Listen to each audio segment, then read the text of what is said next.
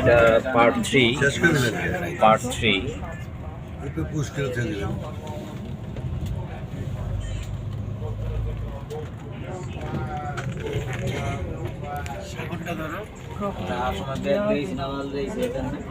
খালি জায়গাটা টাইম না নদীর পার নদীর ইয়াতে কোনো বাগানে নেই।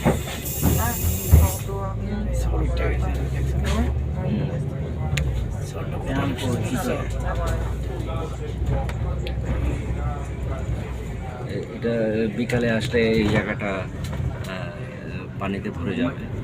এখন হয়তো পানি কমে গেছে।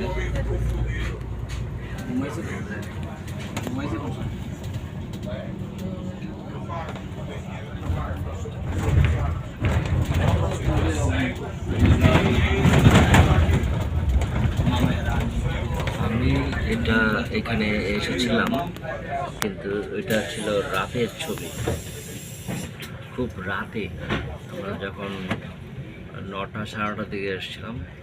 আজকে আপনাদেরকে দিনের আলোতে এটা দেখানোর মানে আসলে কি বলবো, যে রীতিমতো টিপু ভাই এবং রবি ভাইয়ের ইয়েতে রবি ভাই বললো যে সকাল 9টায় না উঠলে তোমাকে ফেলেই চলে যাবো। আমি এই কী বলে আমাকে ফেলে চলে যাবে, মানে আমি যাবো না? এটা কোনো কথা?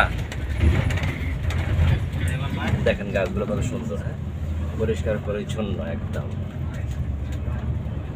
আমরাও ইচ্ছা করলে হতে পারি, কিন্তু আমাদের ইচ্ছাটুকু নাই। সমস্যাটা এখানে।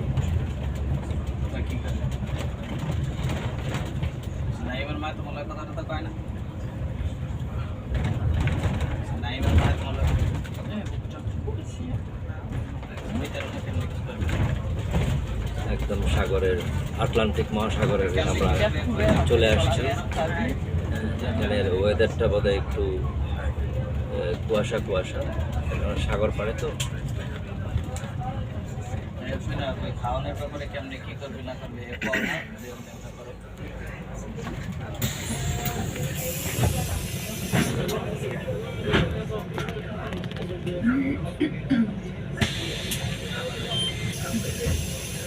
আমরা এখন পর্তুগালের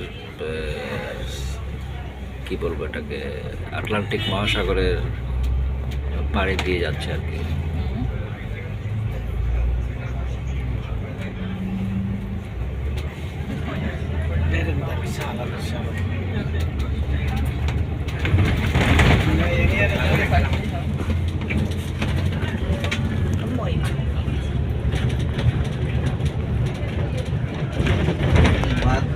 এক মেলা আসলে রাত্রে খাইনি, সকালে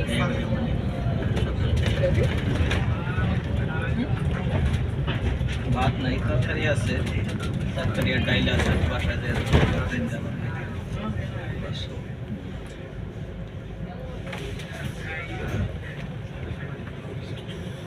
আরে ভাত পান তো 3-4 বেলা খাই।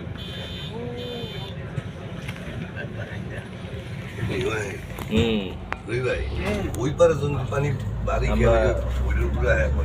আমরা এখন আটলান্টিক মহাসাগরে রবি ভাই আপনাদেরকে হাই দেখাচ্ছে, ঠিক আছে। এখন আসলে এত সুন্দর একটা জায়গা আসলে আপনার না দেখালে বুঝতে পারবেন না। আমি দেখাচ্ছি, আমাদেরকে দেখার দরকার নেই। Bye bye.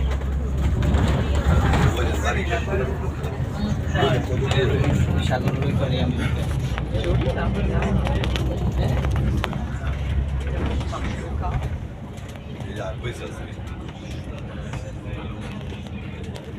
তো এখানেই তো বোধহয় দিন পার হয়ে যাবে। এখানে আসুন না, দেখে মনে একটু পাগল।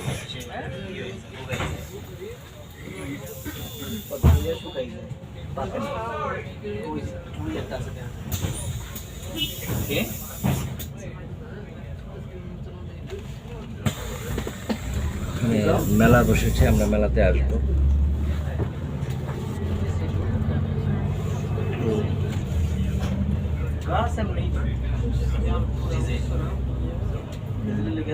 গাছ দেখতে ভালো দেখা যায় না।